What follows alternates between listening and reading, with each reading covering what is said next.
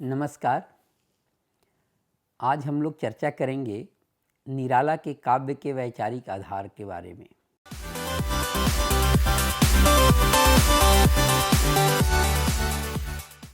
वैसे कविता जीवन अनुभवों की अभिव्यक्ति होती है और जीवनानुभव किसी वैचारिक दायरे में बंधकर नहीं आते, लेकिन अनुभव की प्रक्रिया के निर्माण में विचार के योगदान को नकारा नहीं जा सकता। निराला के काव्य के संदर्भ में भी इसी आधार पर कि उनके काव्यानुभूति के निर्माण में किन किन विचार तंतुओं का समावेश होता है, इसके आधार पर हम लोग निराला की कविता के वैचारिक आधार पर चर्चा करेंगे। निराला ने लंबा समय सक्रिय जीवन जिया, रचनात्मक जीवन जिया, इसलिए उनके पूरे रचनात्मक यात्रा को डॉक्टर रामविलास शर्मा जी 3 चरणों में बांटते हैं। पहला चरण वे 1921 से 1936 तक की रचनाओं को देते हैं। दूसरे चरण में वे 1947 से 46 तक की रचनाओं को रखते हैं और तृतीय चरण में 1950 से 1961 तक की रचनाओं को शामिल करते हैं। इतनी लंबी कालावधि में फैली हुई निराला की रचनात्मक यात्रा के केंद्र में कौन से विचार तंतु हैं, इसे हम विश्लेषित करें, इससे पहले इस बात को रेखांकित करना आवश्यक है कि निराला आधुनिक भावबोध के छायावाद के दौर के रचनाकार हैं। छायावाद के बारे में कहा जाता है कि छायावाद भारतीय स्वाधीनता आंदोलन की सांस्कृतिक अभिव्यक्ति है। कई लोग इसे सत्याग्रह युग के नाम से भी अभिहित करते हैं और कई लोग छायावाद को शक्ति काव्य भी कहते हैं। मसलन रामस्वरूप चतुर्वेदी जी इसे शक्ति काव्य कहते हैं, विजय देव नारायण शाही इसे सत्याग्रह युग की संज्ञा देते हैं। आखिर इस सत्याग्रह और शक्ति, इसका निराला की कविता में क्या योगदान है, इसकी क्या भूमिका है, इस बात को रेखांकित करना निराला के वैचारिक आधार को चिन्हित करने के लिए आवश्यक है। निराला कहा जाता है ऐसा कि निराला की कविता का जो चरमोत्कर्ष है वह राम की शक्ति पूजा, तुलसीदास, सरोज स्मृति जैसी रचनाओं में सामने आई है। राम की शक्ति पूजा को लेकर ही छायावाद पर शक्ति काव्य होने की संज्ञा दी जाती है। अब देखें कि राम की शक्ति पूजा में शक्ति की आराधना किस रूप में हुई है। जैसा हम लोग जानते हैं कि निराला का पूरा बचपन का एक महत्वपूर्ण हिस्सा बंगाल में गुजरा था। बंगाल नवजागरण की छाप निराला के व्यक्तित्व पर स्पष्ट रूप से पड़ी थी। खासकर बंगाल नवजागरण की सबसे प्रखर चेतना लेकर विवेकानंद और रविंद्रनाथ टैगोर आए। निराला उस समय बंगाल की आबो हवा से अपनी रचनात्मक ऊर्जा का संग्रहण कर रहे थे। जाहिर है विवेकानंद और टैगोर का प्रभाव निराला पर दिखाई पड़ता है। विवेकानंद के वेदांत दर्शन से निराला काफी प्रभावित नजर आते हैं। कई आलोचक राम की शक्ति पूजा में जो शक्ति की आराधना करने की पद्धति है उसके आधार पर कहते हैं कि इस पर विवेकानंद का गहरा प्रभाव है और बंगाल में शक्ति की उपासना का जो तौर तरीका है उसी तरीके को निराला के राम अपनाते हैं। तो क्या इसी आधार पर हम कह सकते हैं कि निराला के राम की जो शक्ति पूजा है वह बंगाल और बंगाली समाज के बीच प्रचलित शक्ति की पूजा की काव्यात्मक अभिव्यक्ति है? ऐसा नहीं नजर आता है, क्योंकि शक्ति की पारंपरिक पूजा पद्धति से कवि अलग करता है राम को। राम की शक्ति पूजा में शक्ति की मौलिक कल्पना करने के लिए राम आगे बढ़ते हैं। यह सलाह उन्हें जामवंत देते हैं कि शक्ति की मौलिक कल्पना करो। शक्ति की मौलिक कल्पना की जरूरत क्यों आन पड़ी है? इसलिए आन पड़ी है कि अन्याय जिधर है उधर शक्ति। अन्याय किसकी ओर है? अन्याय रावण की ओर है। और पहले दिन के युद्ध में राम अपने को अपमानित महसूस करते हैं। उन्हें लगता है कि कहीं न कहीं हम पिछड़ रहे हैं। क्यों पिछड़ रहे हैं? क्योंकि शक्ति अन्याय की तरफ है, शक्ति रावण की तरफ है। तब शक्ति की उपासना करनी होगी और शक्ति को अन्याय से न्याय के पक्ष में लाना होगा। लेकिन अन्याय से न्याय के पक्ष में शक्ति को लाने के लिए कोई पारंपरिक विधि विधान, कोई पारंपरिक पूजा पद्धति शक्ति की नहीं मिलती। ऐसे में राम त्यागी हैं, तपस्वी हैं, पुरुषार्थ से संपन्न हैं, लेकिन शक्ति को अपनी ओर लाने का तरीका नहीं ढूंढ पाते। शक्ति को अपनी ओर करने का तरीका उन्हें जामवंत सुझाते हैं और जामवंत के सुझाव पर राम शक्ति की उपासना करने बैठ जाते हैं।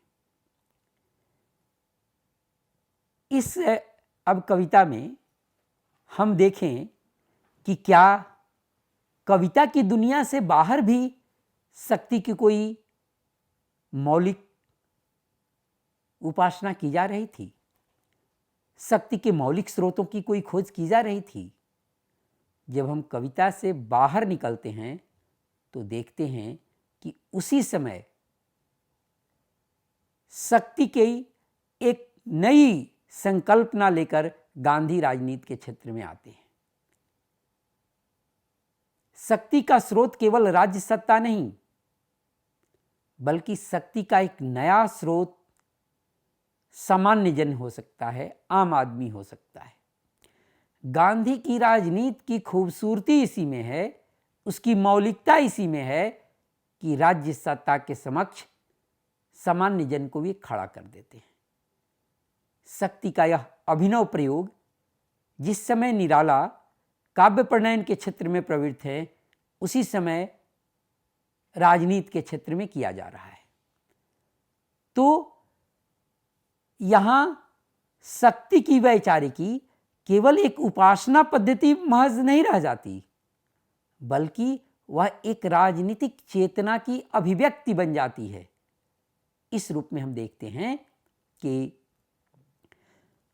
जिस सत्याग्रह युग की अभिव्यक्ति है राम की शक्ति पूजा, उस सत्याग्रह युग में शक्ति की जो मौलिक कल्पना की गई थी, शक्ति का जो आधार निर्मित किया गया था, राज्य सत्ता के समानांतर लोक सत्ता को जिस तरह से गांधी ने उभारा था, शक्ति की मौलिक कल्पना करने की वैचारिकी निराला के यहाँ कहीं न कहीं इससे प्रभावित दिखती है।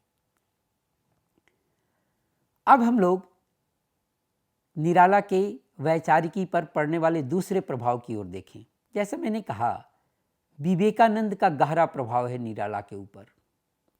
निराला ने एक बार अपने आत्मकथ्य में कहा भी है कि मैं संपूर्ण विवेकानंद के वांग्मय को चाट गया हूं, खंगाल गया हूं। यानी विवेकानंद के प्रति गहरा आकर्षण निराला के मन में है। निराला की वैचारिकी के निर्माण में भी विवेकानंद की केंद्रीय भूमिका है। अब देखिए, विवेकानंद वेदांत दर्शन की परंपरा में किस रूप में हस्तक्षेप करते हैं, इस बात को गौर करना जरूरी है। विवेकानंद कहते हैं कि इस समय धर्म गरीबों की पूजा करने में है। जब तक देश का एक भी व्यक्ति गरीब है, दरिद्र है, विपन्न है, भूखा है, तब तक किसी तरह की उपासना का, किसी तरह की धार्मिक साधना का कोई मतलब नहीं है। इसलिए अभी जो सबसे बड़ी साधना है वो भूखों के भूख को मिटाने की, नर में नारायण को प्रतिष्ठित करने की साधना है। और निराला इससे इतने प्रभावित होते हैं कि निराला के बारे में ढेर सारी किंवदंतियां प्रचलित हैं कि निराला खुद ही बहुत विपन्न सी स्थिति में रहते थे, लेकिन फिर भी उनके पास जो भी साधन होते थे वे अपने आसपास दिखने वाले सबसे निःशक्त व्यक्ति को सौंप देते थे। निराला की कविता में वो चीज़ किस रूप में आई है, आपको मैं एक कविता का कुछ अंश सुनाता हूँ। एक उनकी कविता है, उसमें वे कहते हैं, दलित जन पर करो करुणा, दीनता पर उतर आए, प्रभु तुम्हारी शक्ति अरुणा, हरे तन मन प्रीति पावन, मधुर हो मुख मनोभावन, सहज चितवन पर तरंगित हो तुम्हारी किरण तरुणा, देख वैभव न हो नत सिर, समुद्दत मन सदा हो स्थिर, पार कर जीवन निरंतर, रे बहती भक्ति वरुणा। अब देखिए, यहाँ जो भक्ति की धारा है वह वैभव के समानांतर निर्धन में, दलित में, दीन लोगों में उतरकर आ जाती है। उनके अंदर प्रभु की शक्ति प्रवेश कर जाती है और प्रभु की शक्ति से वे आभासित होने लगते हैं। यह विवेकानंद के वेदांत का निराला के ऊपर प्रभाव है। इसके साथ ही यहाँ हम लोग निराला की उस कविता की चर्चा करना नहीं छोड़ सकते जिसका नाम है भिक्षुक। दो टूक कलेजे को करता, पछताता पथ पर आता। देखिए, यह जो भिक्षुक कविता है, यह भिक्षुक कविता किसी मार्क्सवाद के दबाव में या मार्क्सवाद की प्रेरणा से लिखी गई कविता नहीं है, बल्कि यह भारतीय चिंतन पद्धति में जो चिंतन के विकास की स्वाभाविक धारा है, उसके अंतर्गत यह कहा गया कि दरिद्रों में ही नारायण का निवास होता है। दरिद्र नारायण की इस अवधारणा को विवेकानंद के वेदांत से प्रभावित होकर निराला अपने यहाँ काव्यात्मक अभिव्यक्ति प्रदान करते हैं। लेकिन सत्याग्रह की वैचारिकी या विवेकानंद के तरफ आने से पहले निराला जिस समय काव्य के पटल पर आते हैं, उस समय एक बड़ा हस्तक्षेप यह है कि कविता को ब्रजभाषा के माधुर्य से निकालकर, कविता को परलोक की चेतना से निकालकर सीधे सीधे शब्दों में धरती की कविता बनाई जाए। तो निराला धरती के सौंदर्य के प्रति आकर्षित होते हैं। निराला की जो प्रारंभिक दौर की कविताएं हैं, वे धरती के सौंदर्य के प्रति आकर्षण से रूपायित हुई हैं। उनकी बड़ी चर्चित कविता है, उनकी प्रारंभिक दौर की कविता है, रंग गई पग पग धन्य धरा। अब कुछ उनके बड़े प्रिय प्रतीक हैं। अब बनफूल, नरगिस, इस तरह के प्रतीकों का वे बड़ी इस्तेमाल करते हैं, बड़ी बखूबी से इस्तेमाल करते हैं। यह उनका इस धरती के प्रति आकर्षण का द्योतक है, परिचायक है। अब देखिए, छायावाद के बारे में कहा जाता है कि वो वायववी कल्पना का काव्य है, लेकिन निराला अपनी कविता की शुरुआत धरती के प्रति आकर्षण से करते हैं। आकाश के प्रति उनकी नज़र नहीं जाती, आकाश की ओर वे नहीं देखते, वे धरती की ओर देखते हैं। और धरती की ओर जब देखते हैं तो जाहिर है गांव और किसान उनकी चेतना के केंद्र में आ जाते हैं। तो उनकी वैचारिकी को निर्मित करने वाले तंतुओं में धरती के प्रति आकर्षण, गांव और किसान के प्रति मोह, इसकी विशिष्ट भूमिका है।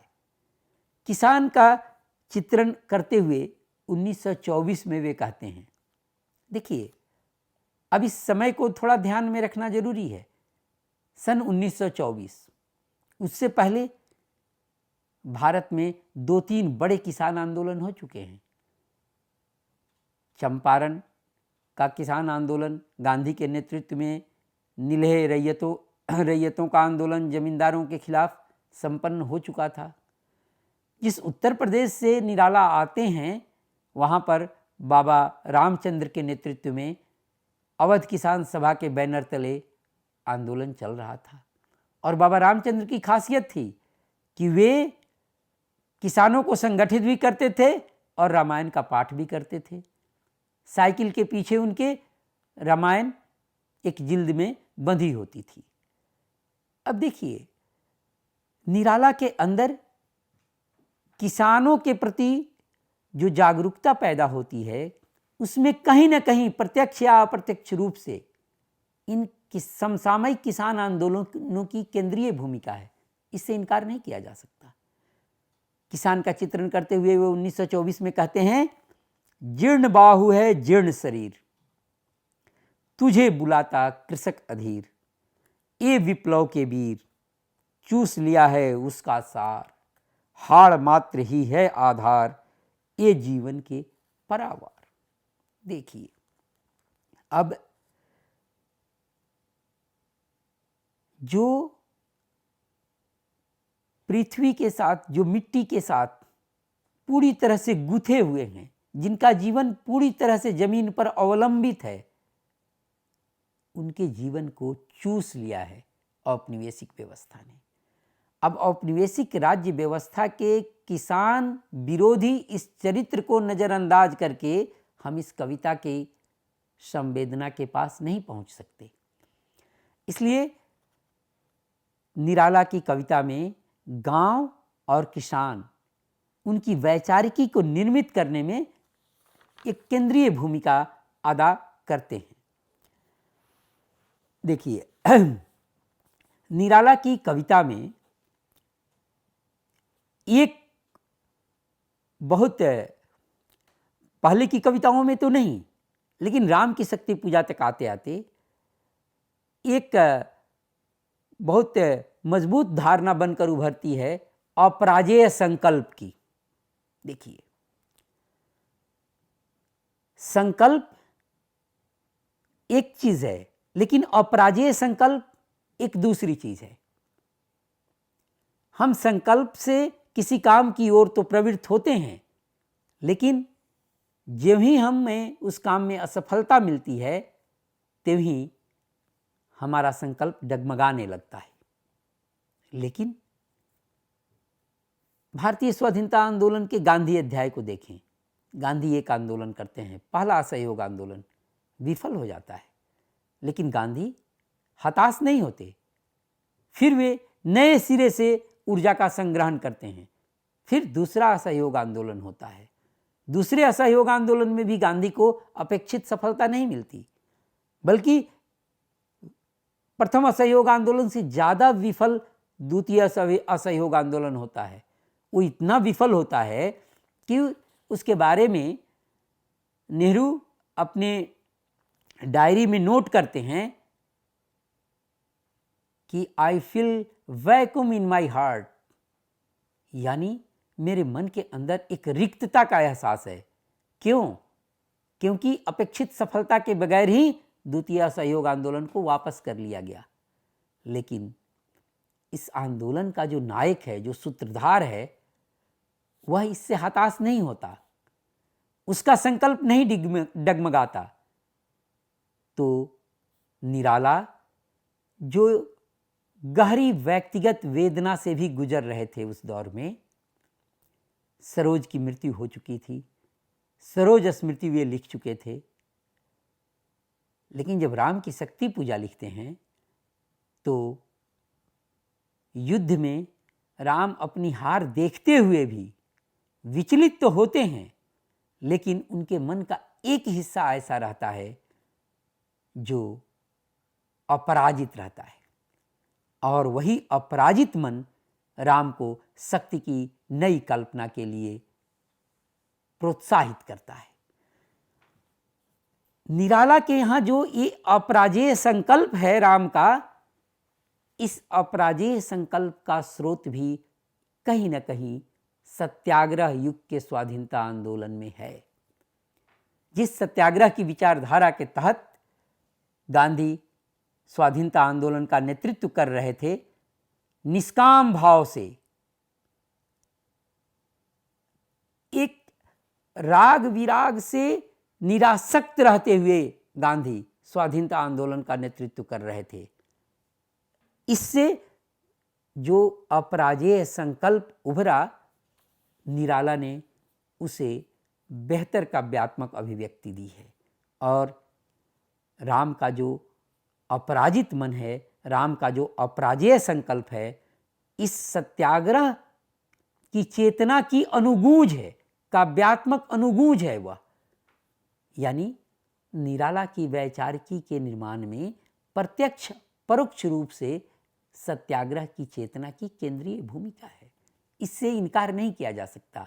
अगर हम सत्याग्रह की इस पूरी वैचारिकी को अलग रख दें तो शायद निराला की कविताओं की वैचारिकी को हम समझ नहीं पाएंगे, उसे व्याख्यायित नहीं कर पाएंगे। इसलिए मेरा आग्रह यह है कि निराला की कविताओं की वैचारिकी पर बात करते हुए हम उसके समानांतर गांधी के नेतृत्व में लड़े जा रहे सत्याग्रह आधारित स्वाधीनता आंदोलन के आख्यान को भी सामने रखें। अगर दोनों को एक दूसरे के परस्परता में रखेंगे तब हमें इन दोनों के बीच साम और एक दूसरे से प्रेरणा लेने की अनुगूंज स्पष्ट तौर पर सुनाई पड़ेगी। निराला की कविता के केंद्र में मानव श्रम के प्रति गहरा लगाव और विश्वास है। मानव श्रम की प्रतिष्ठा वे पूरी शिद्दत से अपनी कविता में करते हैं।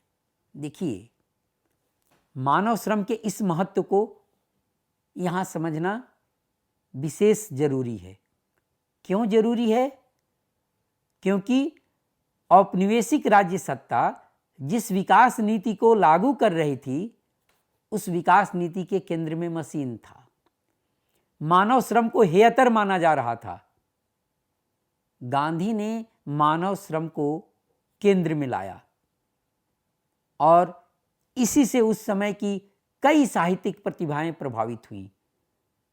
हिंदी में एक बड़ा प्रसिद्ध निबंध है, मजदूरी और प्रेम। मानव श्रम में मानवीय भावनाएं भी किस तरह से जुड़ी हुई होती हैं, इसका वह बेहतर आख्यान है।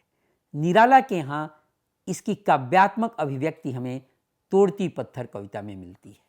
लेकिन तोड़ती पत्थर कविता में महज श्रम की प्रतिष्ठा नहीं है, बल्कि जो असमानता समाज में व्याप्त है, उस असमानता के प्रति एक तीव्र आक्रोश भी है।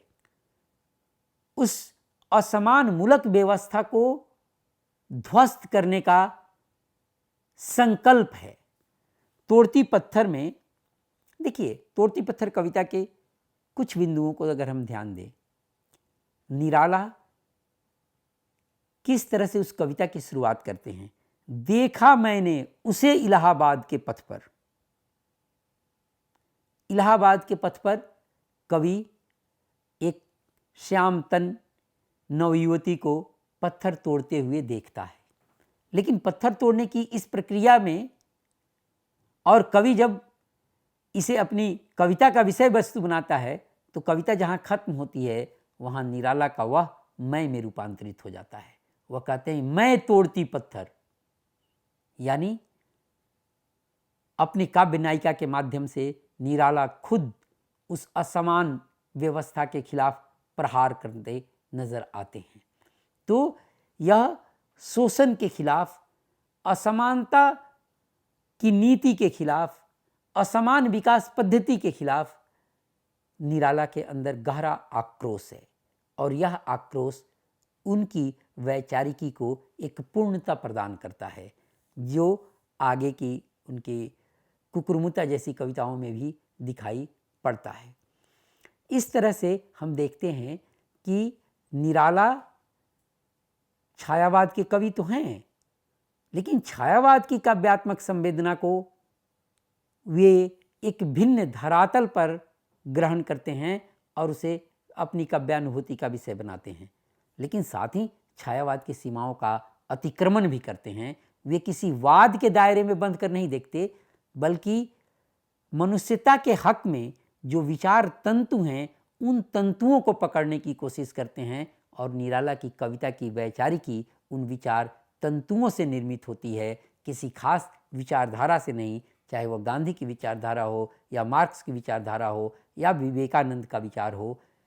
इन सबसे परे वे विचार निर्माण के तंतुओं को पकड़ते हैं और उन तंतुओं के आधार पर अपनी वैचारिकी का निर्माण करते हैं।